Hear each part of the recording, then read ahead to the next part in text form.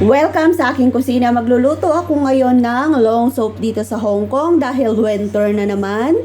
So, ito po yung mga ingredients ko. Yan, nabili ko itong isang place na to. Nabili ko doon sa sa market. Isang supot na po yan. Tapos bumili ako ng worth $60 na karne ng baboy. So, hugasan po natin lahat yan at ipapakulo natin ng sabay-sabay.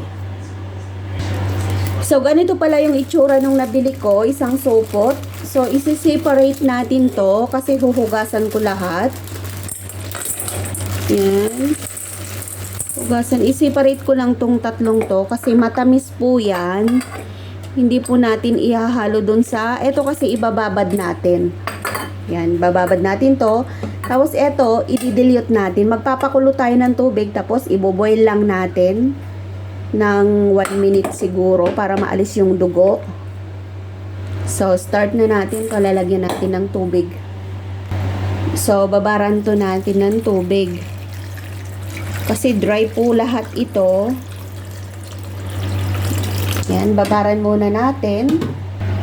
So, ito po yung gagamitin natin na pagpapakuluan ng ating karne. Yan, iboboil natin to, tapos i-dilute natin ito. Papakita ko sa inyo kung paano siya gawin.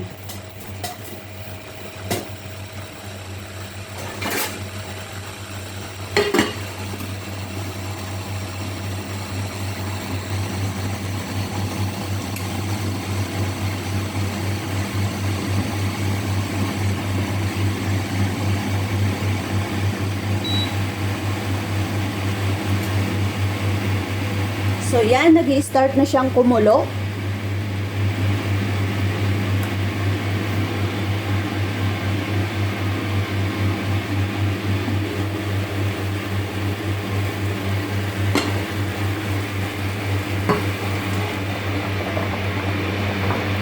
So, pag nalagay natin yung karne, i-off na natin yung kanyang apoy para matanggal lang yung blood.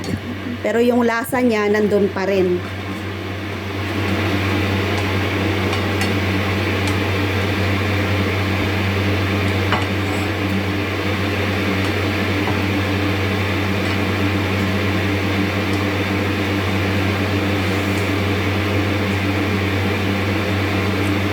So, ready na yung karni natin. Magpapakulo naman tayo ng tubig para dun sa boiling soup natin ng 2 oras. So, eto na po lahat yung ingredients natin. Na-dilute na natin yung ating karne. Eto na rin po yung ating dry na pang ingredients natin dun sa soup natin. Yan, nakababad na. Tapos, ang gagawin po natin dito mamaya ay gugupitin natin to. Gupitin na natin.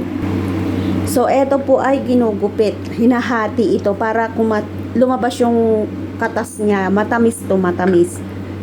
Yan, gupitin natin siya. Huwag niyong kalimutan na wag gupitin to para matamis po yung soup niya. Eto naman, wag niyo na siyang gupitin kasi dry dates to. Matigas. So, ang isusunod natin ay magpapakulo na tayo ng tubig para sa ating soup. So, yan. On natin yung stove natin. Pakuluan natin yung tubig.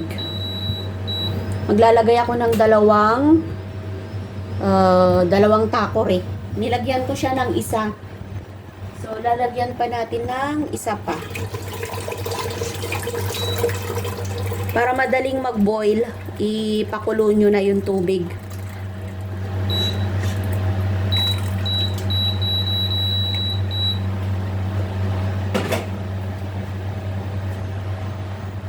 So, yan, takpan muna natin para madaling kumulo. Pag kumulo na yan, lalagay na natin tong mga ingredients natin kasi ready na siya, oh.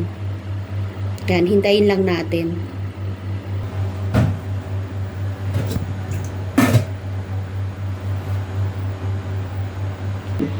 Itong recipe na to, pinakamadali na to kasi dry na lahat. Yung karne ng baboy na lang ang i-dilute mo. Tapos, magpapakulo ka na lang ng tubig. So, pinakamadali ito. Hindi tulad nung may corn, may carrots, matrabaho po siya. So, eto, hindi mo na siya lalagyan ng luya o kung ano-ano kasi yung soup na to ay matamis. Sana po ay nag-i-enjoy kayo at may matutunan kayo sa ating pagluluto ng soup dito sa Hong Kong. So yan, nag-i-start ng kumulo yung ating tubig. Hintayin lang natin kumulo and then lalagay na natin lahat ito.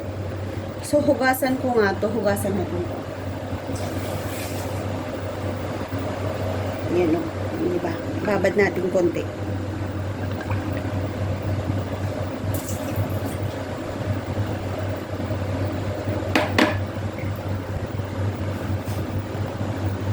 So, hugasan na natin to kasi malapit na nating ilagay.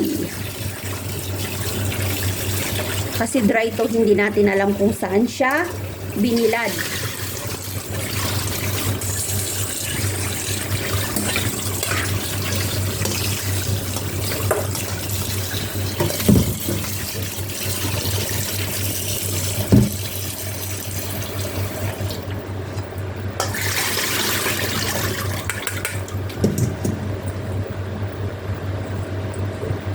Yan, ready na siya.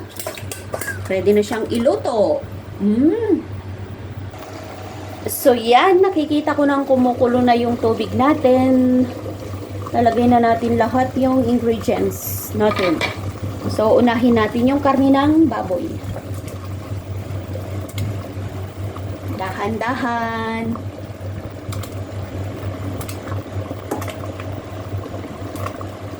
Yan, huwag nating ilalagay yung kanyang dugo. Tapos ilalagay natin to lahat. Matamis yun. Tapos, last na ilalagay natin yung dry pear at saka meron siya. Eto meron siyang crocodile meat. Ayan, crocodile po to. Yan, crocodile yan. Ilan ba yung crocodile niya? Ayan o, crocodile yan. Crocodile meat. Oo, di ba? So, yung soup natin pala ngayon ay with crocodile. Crocodile meat. So, yan na po yung lahat ng ingredients natin. Pakukuluan natin to ng 2 oras. Yan. Hintayin lang natin na matapos. So, ang gagawin ko ngayon ay isi-set ko yung timer natin. Ito yung timer. Tapos, eto siya. Yan. Iyan ang kagandahan ng electric stove. So, balikan na lang natin ito mamaya pag tapos ngayong 2 oras. So, update ko kayo ulit mamaya kasi 2 oras yung hihintayin natin. Ngayon ay alas 4. Mamaya matatapos to ng alas 6. So, pwede pa akong matulog. So, i-update ko kayo ulit mamaya. Ganito na siya kabulwak mo. Papakita ko sa inyo. Yan, oh. Marami siyang tubig. So, mamaya malapot na yung tubig niya at saka matamis. So, i-update ko kayo ulit mamaya pag hihigop na tayo ng ating sabaw. Update tayo. So, natapos na yung kalahating oras. Ayan na, 1:30 na siya. So, silipin natin. Dito tayo. Kasi mausok doon. So, silipin natin. O, yan. So, nag-iiba na yung kulay ng kanyang sabaw. Nagkukulay puti na siya. Sarap. Ang bango. May orange ako doon kasi kakain ako ng orange. So, yan. Tabayan natin. Diba?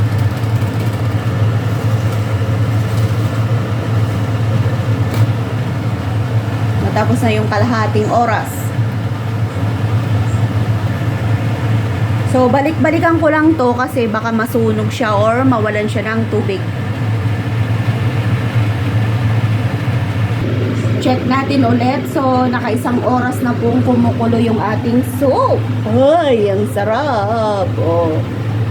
Hininaan ko na rin. So, kukunti na lang yung kanyang tubig kasi 1 oras na po yung nakakaraan.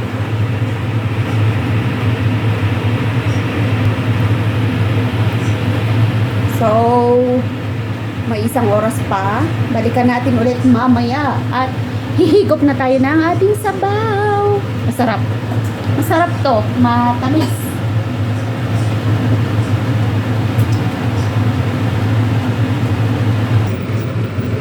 So, yan. May 13 minutes na lang. O, yan. Higop na tayo. Nandun yung aking bowl. So, hintayin lang natin konti at tikman na natin yung ating soup. Sarap humigop pag ganitong winter. So, yan. Off na po yung ating timer. So, buksan na natin. Oh, ito na siya. Oh. Tignan nyo yung pinaka-soup niya. Nagkulay gatas na siya. So, titikman na natin tong ating soup. Ito yung ating bowl. Dito natin. Yan. So, tikman natin. Tingnan nyo naman, oh. Wow, ang sarap. O, diba? Ayan, oh. Lamog na yung kanyang mga ingredients. So, tikman natin yung kanyang soup. Sarap. Tignan nyo, lapot. So, yummy. May ano po to, crocodile. So, parang crocodile soup na siya. And pear. O, diba? Sarap. So, lagyan natin ng mga ingredients niya. Yan, masarap to. Matamis. Grabe. Matamis kaya to. Yan o. So, thank you for watching po. Sana po ay nagustuhan nyo yung ating soup na niluto for today. So, eto, ang tawag dito ay dry pear. Yan, sarap. So, eto na po yung ating soup. Bisita lang po kayo sa aking mga upload dito sa YouTube channel dahil marami na po akong nagawang recipe ng soup ng mga Chinese. So, thank you for watching po sa inyong lahat. Sana po ay makita ko pa kayo sa susunod kong mga upload. Yan, dadamihan po nating gumawa ng mga long soup dito sa Hong Kong at lalong-lalo na po yung mga gustong mag-abroad at saka yung nandito na sa abroad at nahihirapang magluto ng soup dyan, lalo na kung paiba-iba yung amo nyo. Marami po kayong pagpipilian sa channel ko. Thank you for watching po. Subscribe na po kayo sa aking YouTube channel para update kayo sa marami ko pang ina-upload dito sa bahay namin. Bye!